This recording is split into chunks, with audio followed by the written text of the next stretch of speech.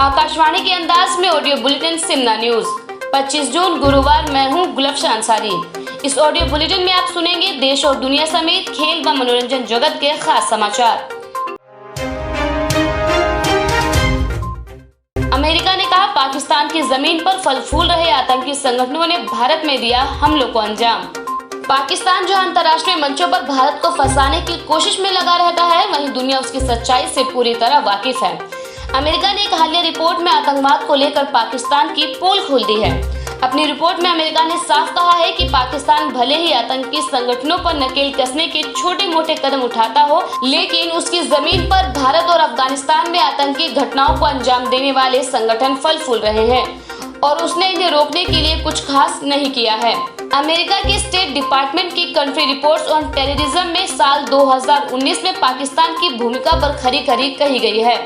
इसमें कहा गया है कि अफगानिस्तान और पाकिस्तान में आतंकी गतिविधियों के अलावा दक्षिण एशिया में 2019 में भारत के जम्मू कश्मीर, जो अब केंद्र शासित प्रदेश है, और श्रीलंका में उग्रवाद और आतंकवाद की घटनाएं हुई है। मार्च में सीरिया से ISIS ने अपना आखिरी गढ़ गंवा दिया था, लेकिन मई में उसकी नई ब्रांच भारत और पाकिस्तान में जमने लगी और उसने अप्रैल में श्रीलंका में हुए ईस्टर हमले की जिम्मेदारी ली।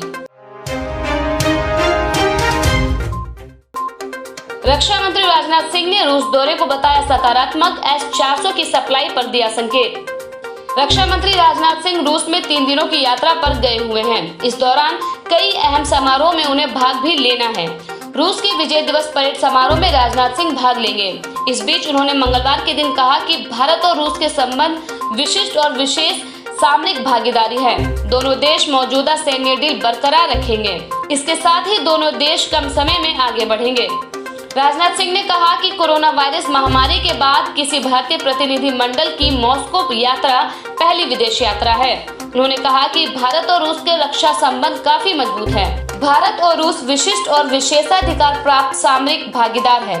बता दें कि भारत और रूस के बीच air defence missile system S-400 को लेकर डील हुई है। इस मिसाइल सिस्टम को रूस भारत को 2021 में सौंपने वाला है, लेकिन कोरोना महामारी के कारण क्या इसकी डिलीवरी में देरी होती है, इस लिहाज से राजनाथ सिंह रूस पहुंचकर अधिकारियों से मुलाकात कर रहे हैं। इसके साथ ही उनकी कोशिश होगी कि S-400 को जल्द से जल्द भारतीय सेना के खेमे में शामिल किया जाए, क्योंकि चीनी सेना के पास S-400 साल 2018 से ही है। गलवान घाटी में चीन ने फिर किया अतिक्रमण, झड़प वाली जगह पर लगाए टेंट। लद्दाख की गलवान घाटी में एक बार फिर से चीनी सेना के अतिक्रमण की खबरें आ रही हैं। सूत्रों से मिल रही जानकारी के मुताबिक गलवान घाटी में भारतीय और चीनी सेनाओं के बीच जहां 15 जून को झड़प हुई थी, वहां चीन के सैनिकों की फिर से वापसी हो गई है। सूत्रों का कहना है कि चीन के सैनिकों ने पेट्रोलिंग प्वाइंट पर 14 टेंट लगा लिया है। इसके अलावा जानकारी मिल रही है कि चीन पूर्वी लद्दाख में गलवान घाटी के बाद अब उत्तरी लद्दाख के डेप्सांग में फौजों की संख्या बढ़ा रहा है। इस तरह उसने नया मोर्चा खोल दिया है। नतीजतन दौलत बेग ओल्डी यानी DBO में तैनात भारतीय सैनिकों की संख्या बढ़ा दी गई है। इस क्षेत्र में 2013 में दोनों पक्षों के बीच लंबा तनाव देखा जा चुका है।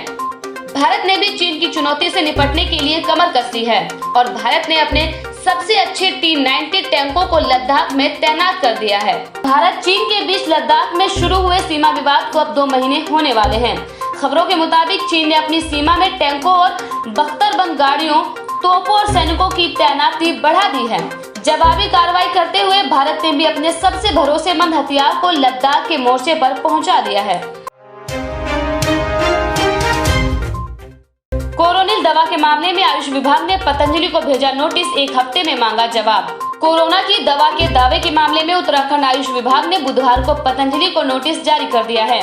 विभाग ने 1 सप्ताह के भीतर जवाब मांगा है कि किस आधार पर कोरोना दवा बनाने का दावा किया गया है, जबकि विभाग की ओर से केवल इम्यूनिटी बूस्टर का लाइसेंस दिया गया था। वहीं बिना अनुमति के कोरोनिल दवा का प्रचार प्रसार करने पर भी जवाब मांगा गया है। आयुष विभाग के आयुर्वेद ड्रग्स लाइसेंस अथॉरिटी के प्रभारी डॉक्टर YS रावत ने बताया कि केंद्र सरकार की ओर से नोटिस देने के बाद बुधवार को आयुष विभाग की ओर से भी कोरोना दवा बनाने के दावे पर नोटिस जारी किया गया है। ड्रग्स एंड कॉस्मेटिक एक्ट 1940 के नियम 161 व 170 और DMR एक्ट के तहत नोटिस भेजा गया है, जिसमें पतंजलि को 1 सप्ताह के भीतर जवाब देने को कहा गया है। डॉक्टर रावत ने बताया कि पतंजलि को इम्यूनिटी बूस्टर बनाने का लाइसेंस दिया गया, लेकिन पतंजलि ने कोरोना दवा बनाने का दावा किया है। कोरोना से हुए टीएमसी एमएलए की मौत पर दिलीप घोष का कटाक्ष। पश्चिम बंगाल भाजपा के अध्यक्ष दिलीप घोष ने तृणमूल कांग्रेस की विधायक तमोनाश घोष की कोरोना से मौत पर कटाक्ष करते हुए कहा है कि राज्य की स्वास्थ्य व्यवस्था चरमरा गई है। ममता सरकार व मंत्री अपने विधायक को नहीं बचा पा रहे तो वे जनता को क्या खाक बचा पाएंगे। श्री घोष ने बुधवार को वर्चुअल रैली को संबोधित करते हुए ये बातें कही। पश्चिम बंगाल भाजपा के अध्यक्ष दिलीप घोष ने कहा कि राज्य की ममता बनर्जी सरकार कोरोना की संख्या को छिपा रही है। नेता व अभिनेता सभी अस्वस्थ हो रहे हैं। साफ है कि सरकार कोरोना के मुकाबले में पूरी तरह से असफल रही है। उन्होंने कहा कि शाह के वक्तव्य को करोड़ों लोगों ने सुना था। भाजपा कार्यकर्ता पवन जाना की हत्या कर दी गई थी। कोरोना व अम्फान के कारण हाहाकार मचा है। इसमें भी तृणमूल कांग्रेस हिंसा में युक्त है। राज्य के लोग हिंसा नहीं चाहते। उन्होंने कहा कि आज बंगाल के अस्तित्व पर संकट है। 1000 किलोमीटर बांग्लादेश की सीमा पर तार के बाढ़ के कारण घुसपैठिए व रोहिंग्या का प्रवेश हो रहा है। पोटका मुक्कम और चन्नापोरा अथोरा से लश्कर-ए-तैयबा के 4 आतंकवादी गिरफ्तार। जम्मू कश्मीर के सपोरा पुलिस ने 52 राष्ट्रीय राइफल्स और केंद्रीय रिजर्व पुलिस बल के साथ मिलकर पोटका मुक्कम और चन्नापोरा अथोरा में कॉर्डन एंड सर्च ऑपरेशन शुरू किया। यहाँ 4 लश्कर-ए-तैयबा के आतंकवादी सहयोगियों को गिरफ्तार किया गया है। जम्मू और कश्मीर पुलिस ने जानकारी दी है कि आगे की जांच चल रही है। इससे पहले जम्मू कश्मीर के श्रीनगर में सुरक्षा बलों के साथ रविवार को हुई मुठभेड़ में 3 आतंकवादियों को मार गिराया गया था। एक पुलिस अधिकारी ने बताया कि शहर के जूनेमार इलाके में आतंकवादियों की मौजूदगी की खुफिया जानकारी के आधार पर सुरक्षा बलों ने रविवार सुबह इलाके को घेर लिया था और तलाशी अभियान शुरू किया था। बता दें कि इस वर्ष 2020 में अब तक सुरक्षा बलों ने 36 ऑपरेशनों में 92 आतंकवादी मार गिराए हैं, जबकि इनके 126 से ज्यादा मददगार गिरफ्तार भी किए जा चुके हैं। 2019 में 150 से अधिक और 2018 में 250 से अधिक आतंकवादियों को मार गिराया गया था। मारे गए 92 आतंकियों में केवल 35 हिजबुल के ही हैं। संगठन के ऑपरेशन प्रमुख कमांडर रियाज नाइक समेत कई कमांडरों को भी मारा जा चुका है। पश्चिम बंगाल सरकार ने 31 जुलाई तक बढ़ाया कोरोना लॉकडाउन। पश्चिम बंगाल की ममता बनर्जी सरकार ने राज्य में कोरोना वायरस संक्रमण को फैलने से रोकने के लिए राज्य में लॉकडाउन को 31 जुलाई तक बढ़ाने का आदेश जारी किया है। पश्चिम बंगाल में फिलहाल जारी लॉकडाउन 30 जून को समाप्त होने वाला था। राज्य सचिवालय के सामने स्थित सभागार में सर्वदलीय बैठक में भाग लेने के बाद बनर्जी ने कहा कि नेताओं के बीच विचारों की विभिन्नता थी, लेकिन अंततः यह तय हो गया कि लॉकडाउन को कुछ ढील के साथ जुलाई के अंत तक बढ़ा दिया जाए। बता दें कि स्वास्थ्य मंत्रालय की वेबसाइट पर उपलब्ध जानकारी के मुताबिक पश्चिम बंगाल में कोरोना वायरस के 4930 एक्टिव केस हैं। राज्य में कोरोना वायरस संक्रमण से अभी तक 580 लोगों की मौत हो चुकी है। राज्य में अभी तक 14,728 कोरोना के मरीज मिले हैं। वहीं पश्चिम बंगाल के स्वास्थ्य विभाग ने निजी और सरकारी अस्पतालों को चेतावनी दी है कि यदि उन्होंने मरीजों को भर्ती करने से इनकार किया तो उनके विरुद्ध कड़ी कार्रवाई की जाएगी। विभाग द्वारा जारी आदेश में कहा गया है कि निजी अस्पतालों द्वारा भर्ती करने और सेवाएं देने से इनकार की घटनाएं सामने आई है। कैबिनेट की बैठक में कुशीनगर अंतर्राष्ट्रीय हवाई अड्डे को मिली मंजूरी, सीएम योगी ने कहा धन्यवाद। प्रधानमंत्री नरेंद्र मोदी की अध्यक्षता में बुधवार को हुई कैबिनेट की बैठक में बौद्ध तीर्थ स्थल कुशीनगर अंतर्राष्ट्रीय हवाई अड्डे को मंजूरी दे दी गई है। इसके साथ ही अंतर्राष्ट्रीय हवाई अड्डे को लेकर तैयारियां भी तेज कर दी गई हैं। वहीं सीएम योगी आदित्यनाथ ने भी इस फैसले को लेकर पीएम मोदी को धन्यवाद कहा है। वहीं लोगों का कहना है कि एक बार अंतर्राष्ट्रीय उड़ानें शुरू हो गई तो कुशीनगर को पर्यटन का हब बनने में देर नहीं लगेगी। इसके अलावा यहाँ रोजगार के अवसर भी बढ़ जाएंगे। कैबिनेट की इस ऐलान के बाद कुशीनगर में जश्न का माहौल है। बता दें कि कुशीनगर अंतर्राष्ट्रीय हवाई अड्डे के पहले चरण में Myanmar, Bangkok, Singapore, Bhairahawa, Kathmandu के लिए उड़ानें शुरू करने की योजना है। इसके अलावा अगले चरण में श्रीलंका, कोरिया, भूटान, जापान और बुद्ध सर्किट के अन्य देशों के लिए भी उड़ानें शुरू होंगी। दिल्ली में कोरोना विस्फोट, अब मुंबई से भी ज्यादा फैला दिल्ली में संक्रमण। देश की राजधानी दिल्ली और देश की आर्थिक राजधानी मुंबई दोनों ही कोरोना से सबसे ज्यादा प्रभावित है। पहले तो मुंबई में हर रोज 2 से 3 हजार के बीच मामले आते थे। उस वक्त दिल्ली में 5000 के पास केस आते थे। अब दिल्ली में भी 3000 से ज्यादा मामले हर रोज सामने आ रहे हैं। दिल्ली में बुधवार को भी 3788 पॉजिटिव मामले सामने आए हैं, जिसके बाद कुल मरीजों की संख्या 70,390 हो चुकी है। वहीं मुंबई में कुल मरीजों की संख्या 69,528 है। यानी कोरोना के मामले में दिल्ली ने मुंबई को भी पीछे छोड़ दिया है। जून के शुरुआती हफ्तों से ही दिल्ली में संक्रमण के मामलों में तेजी देखी गई थी। मई के महीने में दिल्ली में 500 से 1000 के बीच केस आते थे, लेकिन जून में यह आंकड़ा 1500 के पार हुआ और उसके बाद देखते ही देखते रोजाना 3000 पॉजिटिव केस आने शुरू हो गए हैं, जिसके बाद दिल्ली में कोरोना संक्रमण का आंकड़ा 70,000 के पार चला गया है। दिल्ली में सबसे पहले लॉकडाउन खुला था, जिसके बाद सड़कों पर जाम की स्थिति बन गई थी।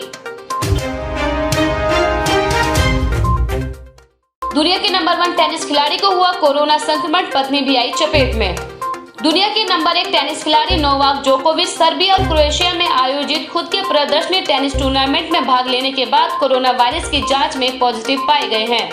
बेलग्रेड और फिर क्रोएशिया के जदार में खेले गए टूर्नामेंट में वे इस महामारी से संक्रमित होने वाले चौथे खिलाड़ी हैं। उनकी पत्नी भी इस महामारी की चपेट में आ गई है। जोकोविच ने जारी एक बयान में कहा कि हम बेलग्रेड पहुंचने के बाद तुरंत एक बार जांच कराना चाहते हैं। मैं और जेलेना पॉजिटिव पाए गए हैं, जबकि हमारे बच्चे बीमारी से संक्रमित नहीं हैं। कोरोना वायरस महामारी के बीच टूर्नामेंट के आयोजन और दूसरे देशों के खिलाड़ियों को लाने के लिए जोकोविच की आलोचना की जा रही है। टेनिस खिलाड़ी विक्टर ट्राइकी ने कहा कि वह और उनकी गर्भवती पत्नी दोनों कोरोना वायरस से संक्रमित है। सर्बिया के खिलाड़ी ट्राइकी 2 चरण की प्रतियोगिता के पहले चरण में बेलग्रेड में जोकोविच के खिलाफ खेले थे। ट्राइकी वर्ल्ड रैंकिंग में शीर्ष 20 में शामिल रह चुके हैं। कोरोना जांच में भी पाकिस्तान बोर्ड में गड़बड़, संक्रमित खिलाड़ी ने दूसरी जगह टेस्ट कराकर बताई सच्चाई। पाकिस्तान क्रिकेट टीम को कुछ दिनों में इंग्लैंड के लिए रवाना होना है, मगर उससे पहले दौरे पर जाने वाले 10 पाकिस्तानी क्रिकेटर्स की कोरोना रिपोर्ट पॉजिटिव आने के बाद हर जगह हड़कंप मच गया है। मगर इसी बीच मोहम्मद हफीज ने ट्वीट करके जानकारी दी है कि उनकी कोरोना रिपोर्ट नेगेटिव आई है, जिसके बाद पाकिस्तान क्रिकेट बोर्ड पर सवाल उठने लगे हैं। हफीज ने ट्वीट कर बताया कि मंगलवार को पाकिस्तान क्रिकेट बोर्ड की टेस्ट रिपोर्ट में कोरोना पॉजिटिव पाए जाने के बाद उन्होंने खुद की संतुष्टि के लिए किसी और जगह जांच करवाई और साथ में परिवार की भी जांच करवाई, लेकिन यहां पर उनके सहित पूरे परिवार की कोरोना रिपोर्ट नेगेटिव आई है। बता दें कि सोमवार को 3 खिलाड़ियों के कोरोना रिपोर्ट पॉजिटिव आने के बाद मंगलवार को 7 और खिलाड़ियों को ये महामारी होने की खबर सामने आई थी। 7 खिलाड़ियों में बल्लेबाज फखर जमान, इमरान खान, काशिफ भट्टी, मोहम्मद हफीज, मोहम्मद हसनैन, मोहम्मद रिजवान और वहाब रियाज का नाम शामिल था, जबकि हारिस रऊफ, शादाब खान और हैदर अली एक दिन पहले ही कोरोना पॉजिटिव पाए गए थे। सुशांत सिंह राजपूत की फाइनल पोस्टमार्टम रिपोर्ट आई सामने, खुला एक्टर की मौत का राज। बॉलीवुड एक्टर सुशांत सिंह राजपूत मामले में final postmortem report Mumbai police को सौंप दी गई है। रिपोर्ट के अनुसार सुशांत की मौत दम घुटने से ही हुई है। एक्टर के बिस्तरा को भी केमिकल जांच के लिए रखा गया है। इससे पहले जो प्रोविजनल पोस्टमार्टम रिपोर्ट आई थी उसमें 3 डॉक्टरों ने साइन किया था। वहीं इस फाइनल रिपोर्ट पर 5 डॉक्टर्स की टीम ने साइन किया है। रिपोर्ट में पता चला है कि सुशांत की मौत एस्फिक्सिया की वजह से हुई है, जिसका मतलब होता है शरीर को पर्याप्त ऑक्सीजन नहीं मिल पाना। हालांकि अभी उनकी विस्तरा रिपोर्ट नहीं आई है, जिसका इंतजार किया जा रहा है। इस रिपोर्ट के आने के बाद और खुलासे हो सकते हैं। रिपोर्ट में यह भी बताया गया है कि सुशांत के शरीर पर किसी भी तरह की बाहरी चोट नहीं पाई गई थी। उनके नाखून भी बिल्कुल साफ थे। रिपोर्ट में कहा गया है कि स्पष्ट रूप से आत्महत्या का मामला है और इसमें कोई साजिश नहीं है। सुशांत केस में मुंबई पुलिस ने अभी तक 23 लोगों के बयान दर्ज किए हैं। इनमें उनकी कथित गर्लफ्रेंड रिया चक्रवर्ती, उनके पिता और बहनों, उनके करीबी दोस्तों, नौकरों और अन्य कर्मचारी शामिल हैं। इसके अलावा निर्देशक मुकेश छाबड़ा का भी बयान दर्ज किया है, जो सुशांत की आगामी फिल्म दिल बेचारा के निर्देशक हैं। सरोज खान की कोरोना टेस्ट की आई रिपोर्ट, अनुभव सिन्हा ने दी बड़ी जानकारी। फिल्म मेकर अनुभव सिन्हा ने सोशल मीडिया पर इस बात की पुष्टि की है कि दिग्गज कोरियोग्राफर सरोज खान की सेहत अभी ठीक है और चिंता करने की कोई बात नहीं है। इसके साथ ही उन्होंने यह भी बताया कि उन्हें 1 या 2 दिन में अस्पताल से डिस्चार्ज कर दिया जाएगा। बता दें कि सांस लेने की दिक्कत के चलते सरोज खान को अस्पताल में भर्ती कराया गया था। अनुभव सिन्हा ने बुधवार की सुबह को ट्वीट कर कहा कि 71 वर्षीय प्रख्यात कोरियोग्राफर को शनिवार बांद्रा के गुरु नानक हॉस्पिटल में भर्ती कराया गया है और यहाँ किए गए सभी जरूरी जांच में इस बात का पता चला है कि वे कोविड-19 नेगेटिव है। अनुभव ने ट्वीट किया कि सरोज जी की देखभाल कर रहे लोगों से भी बात की। वे अस्पताल में जरूर है लेकिन ठीक है, 1 या 2 दिन में उन्हें डिस्चार्ज कर दिया जाएगा। चिंता की कोई बात नहीं है।